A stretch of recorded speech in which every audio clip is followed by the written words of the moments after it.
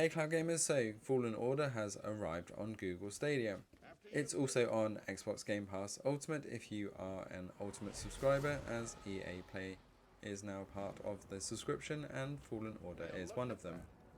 So we're going to have a look here without telling you initially across Xbox Series X, Google Stadia, maximum settings 2080 rig and a local 3080. The maximum settings and local 3080 being streamed to the TV via Moonlight on Shield TV. Unfortunately, it looks like one of these is not really a true 4K image and is a 1080 upscaled, and you can probably guess which one that is.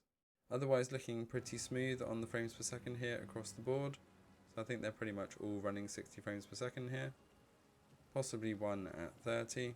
As we move over to the second scene here, you can see that Google Stadia on the Chromecast Ultra is actually on the top left, the maximum settings 2080 on the top right, the Series X on the bottom left, and the local RTX 3080 on the bottom right.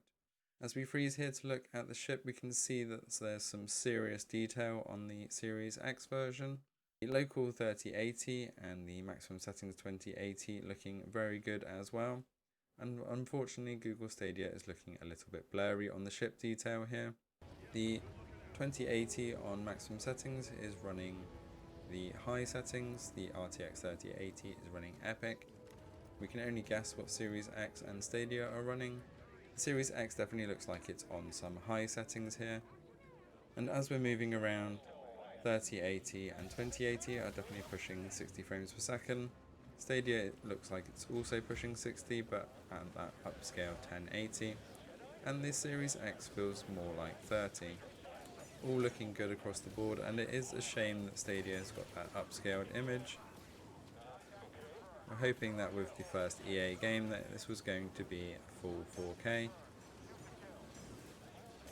It still plays very well, and on the TV it is not as noticeable. But you can definitely tell when we put these side by side that it's not the full 4K image here. As we come through that first combat section, we're going to switch over to a bit of gameplay of each one full screen, starting with the Series X. As we're moving around, we're definitely feeling like it's more like 30 frames per second, although you've got that higher quality. It does feel a bit more jerky compared to the others.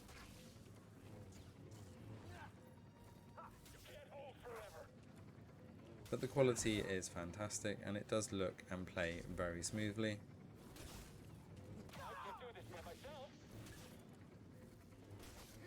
As we see the combat sections here, it took a bit of practice to get my timing right, as the timing does seem to be a little bit different across each of the platforms.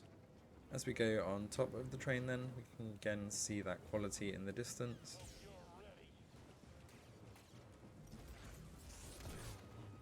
As we're going through the tunnel here, we can see those lighting effects looking absolutely fantastic. As we move over to the RTX 3080 via Moonlight and the Shield TV on local, we can see that quality improvement once again using the epic settings. You can see in the top left that we're actually getting over 60 frames per second most of the time. So even at 4K and full ultra settings, it's pushing the GPU there to 98% again. So the 3080 is still being taxed at 4K.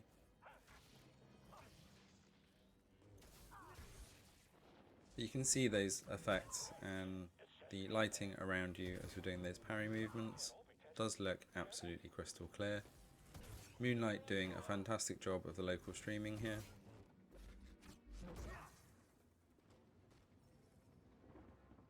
Once again, as we go outside, we can see the improvement over the Series X version here. And you'd expect it considering the Series X is $500 and the gaming rig here costs around $2,000.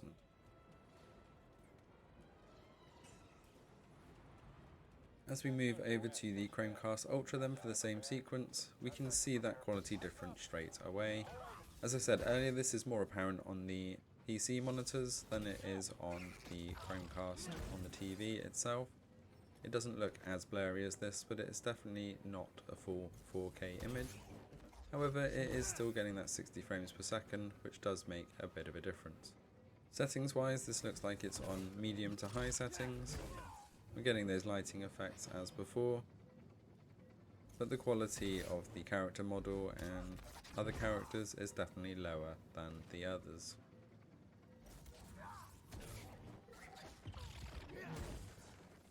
Once again, as we go up top, you can see that the quality is not as bad in the terrain, but again, up close on those character models we see a little bit of fuzziness. But we still get those nice lighting effects going through the tunnel there, and a little lag spike.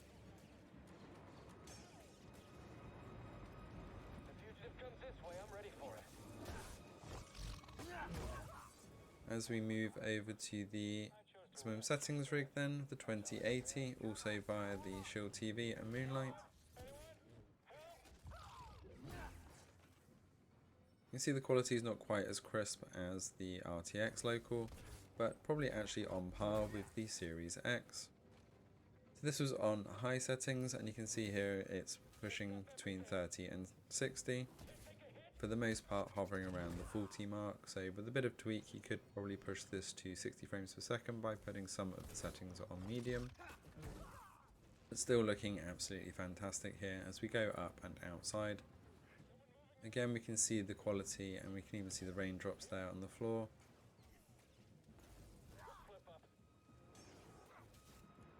We can see that outside the frames per second are pushing much closer to that 60 frames per second. So we are getting that smoothness moving around.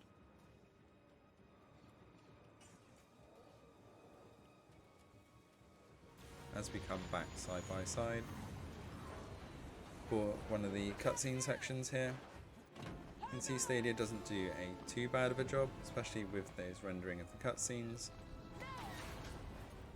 A lot of these cutscenes do seem to be rendered at the graphical settings rather than at fixed frames per second. You can see as we're coming down here, Stadia is actually one of the clearest.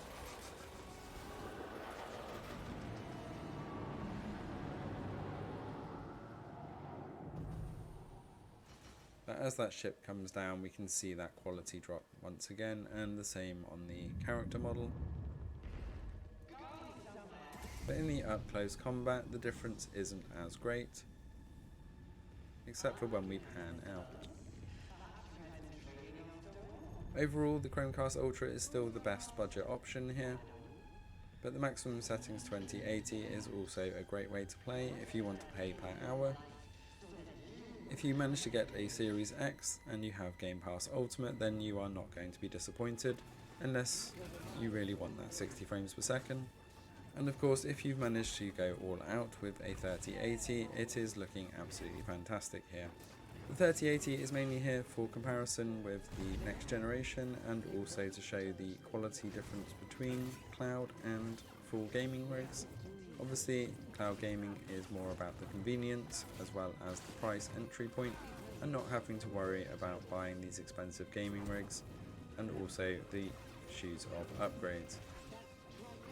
Thanks for watching. Don't forget to hit that subscribe button to stay up to date with all the latest across all cloud gaming platforms, and I will see you next time.